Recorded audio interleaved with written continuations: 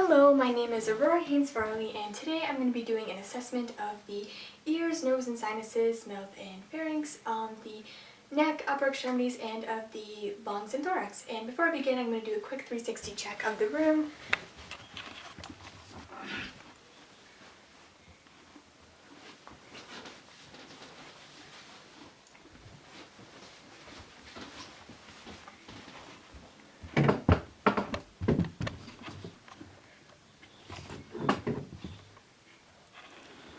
And so, before I begin, I'm going to perform hand hygiene. And I'm going to clean my stethoscope with an alcoholic swab.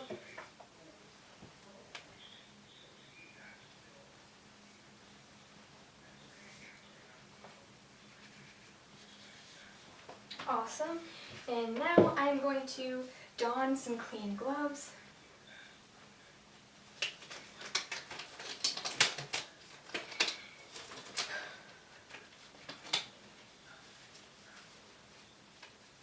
And I'm going to introduce myself to the patient. So, hello, my name is Aurora Haynes, and I am a student nurse.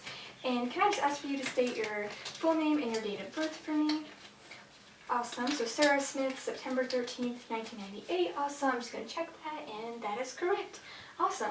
So today I'm just going to be doing a quick assessment of your ears, nose and sinuses, mouth and pharynx, neck, upper extremities, and of your your lungs and thorax. Is that okay with you? Awesome, so the patient has given consent. Do you need to use the bathroom before we start? Patient said no, so I'm going to go ahead and provide some patient privacy.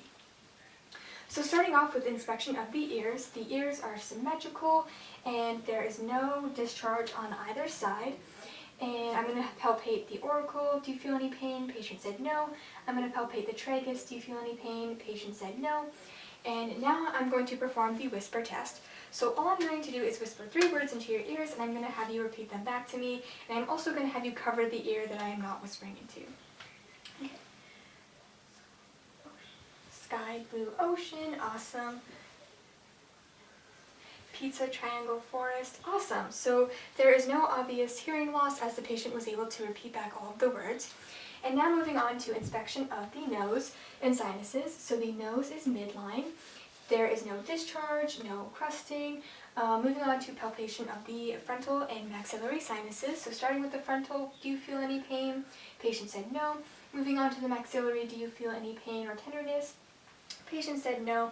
So therefore, there isn't any pain or tenderness or swelling felt on either of the frontal or maxillary sinuses. And now moving on to the mouth and pharynx, I'm going to go ahead and assess the patient's lips using a pen light and a tongue depressor. So the lips look hydrated, they have no lesions, and they are pink in color. Can you go ahead and open your mouth for me? Awesome. The gums are also pink in color with no lesions, no bleeding. The teeth are intact and they are evenly spaced out with no dental caries. The tongue has no lesions and is movable as I can see the patient moving it around. Can you go ahead and touch your tongue to the roof of your mouth for me? Awesome. The base of the tongue has no lesions and is hydrated as there is saliva present. You can go ahead and relax your tongue. Awesome. And the soft and hard palates are intact with no lesions. And now I'm going to go ahead and assess for cranial nerves number 9 and 10, which are the glossopharyngeal and the vagus one. So all I'm going to do is have you say ah for me. Awesome. So cranial nerves number 9 and 10 are intact as the patient's uvula and soft plate rise as the patient said ah. And now I'm going to test for cranial nerve number 12, which is the hypoglossal one. And all I'm going to have you do is stick your tongue out for me. Awesome. So the tongue is midline. Can you move it side to side? Great. And can you say light, tight, dynamite? Great. So cranial nerve number 12 is intact as the patient was able to say light, tight, dynamite without any tremors or difficulty, and they were also able to stick out their tongue and move it side to side.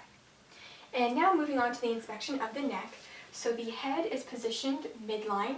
On the neck there are no scars or no lesions, no masses or any abnormal or obvious thyroid enlargement. The neck accessory muscles are symmetrical. And I'm going to go ahead and palpate. Do you feel any pain? Patient said no. So now I'm going to go ahead and palpate the carotid arteries. I'm going to do one side at a time. And I'm going to hold it for a minute. And so the rate was 80 beats per minute, the rhythm was regular, the quality was strong with a grade of +2. And I'm going to check the other side, and again, hold it for a minute. And awesome, so the rate was also 80 beats per minute, the rhythm was regular, and the quality was strong with a grade of +2. And so therefore both sides are equal. And now I'm going to test for cranial nerve number 11, which is the spinal accessory. So all I'm going to have you do is turn your head from side to side as I use my hand to apply some resistance, and then I'm going to have you shrug your shoulders as I apply some resistance there as well. So you can go ahead and turn your head to the left for me. Awesome. And now to the right. Awesome. And can you shrug your shoulders? Awesome. So I would say that this patient's muscle strength is a grade of 5 as they have full range of motion against gravity and with full resistance. And therefore cranial nerve number 11 is intact. So now I'm going to move on to the upper extremities. So if the patient was wearing a shirt, I would ask them to roll up their sleeves. So the arms are symmetrical on both sides, and there are no lesions, no scars, no swelling, no involuntary movements. I'm going to go ahead and palpate. Do you feel any pain? Patient said no. The temperature is warm. There is no moisture, no masses or edema. And so now I'm going to go ahead and inspect your nails. So the nail surface is slightly rounded, no lesions, no clubbing, and the color is pink and it gets white as it grows off of the nail bed. And now I'm going to have you stand up for me and I'm going to test your range of motion. So we're going to start with your fingers. Can you flex them? Can you extend them? Can you flex your wrists? Extend your wrists? Can you do radial deviation? Awesome. And ulnar deviation? Awesome. And for your elbows, can you flex them? Extend them? Do pronation? Supination? Awesome. And now for your shoulders, can you shrug them? Awesome. Can you do abduction? Adduction? Awesome. And can you do internal rotation, which looks like that? Awesome. And external rotation? Awesome. So did you feel any pain while doing those movements? Patient said no, there was no crepitus and no altered range of motion. And now moving on to the inspection of the thorax and lungs. So if the patient was wearing a shirt, I would ask them to roll it up for me. And so the posterior thorax is symmetrical and it is midline. There are no lesions, no scars, no masses or edema, no pulsations. I'm palpating. Do you feel any pain? Patient said no. The APT ratio is 1:2. And now I'm going to check for symmetrical chest expansion. And so how I'm going to do that is I'm going to place my thumbs on either T9 or T10. And I'm going to ask for you just to take a really big deep breath for me. And while they do that, I'm going to pinch a little skin fold. And can you do that big deep breath for me? Awesome.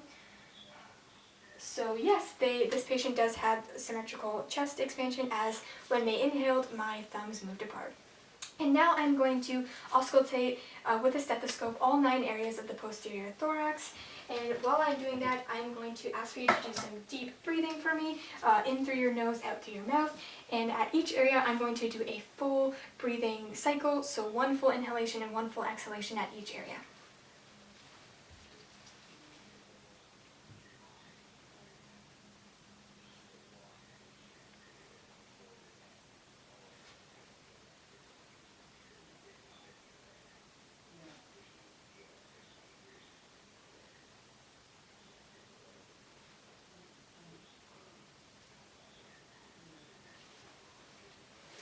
Awesome. So the lung sounds were clear. There was no wheezing, no crackling. It sounded pretty effortless. There were bronchovesicular sounds and vesicular sounds heard. And while I was telling the patient what sounds I heard, I was also paying attention to their anterior thorax breathing. And so the rate was 15 breaths per minute, the rhythm was regular, and the quality was even, smooth, and effortless. And that is it. Thank you.